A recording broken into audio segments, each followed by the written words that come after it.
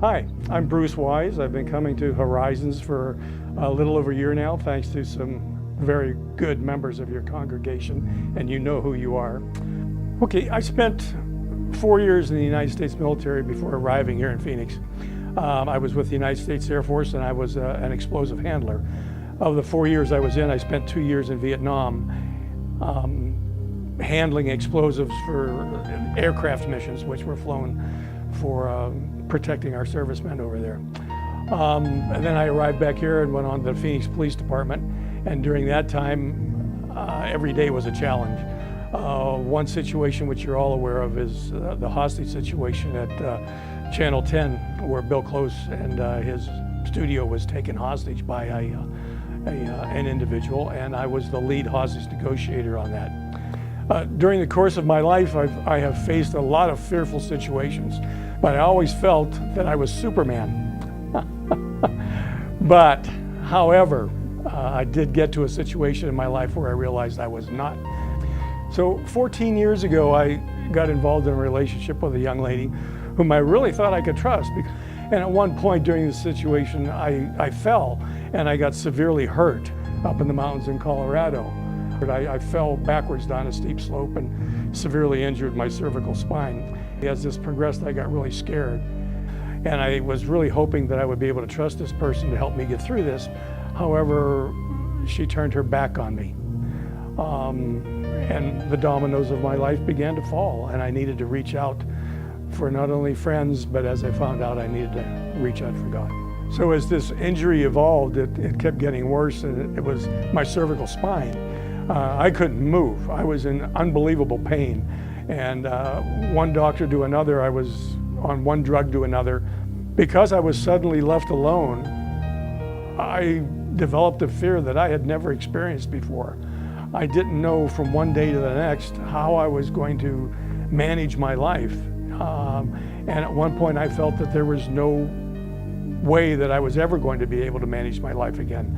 And I fell into the deepest, darkest hole I've ever been in my life, and had no reason whatsoever to think that I would ever come out of it. Because of the injury that had happened to me, I became incredibly fearful for my life, because I had no idea how I was going to get from day to day. The fear inside of me became so great that I had never experienced anything like it in my life and did not know how to handle it. So when I felt like I had hit the absolute bottom and I had nowhere to go, I figured it was time to end my life. Throughout the day of my planning to take my life, I periodically got on my hands and knees, cried, and asked for the Lord to please listen to me, to please not let me hurt myself, because I didn't want to. I just didn't know any other way. But if He would help me, if He would just help me, that maybe we could find a way out. I was sitting in a chair, approaching the time that I had set aside to take my life. And I suddenly felt two hands on my shoulders, one on each shoulder. And I suddenly felt a voice inside of me. Didn't hear anything, but I could feel it. That I was not alone,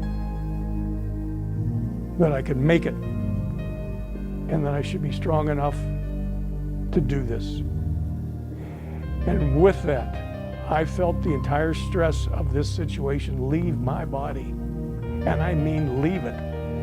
And that night, I had the best sleep that I can ever remember. And the next day, a good friend met me when I was out for a walk, who is a member of this congregation and is responsible, along with a few other members, for getting me here today.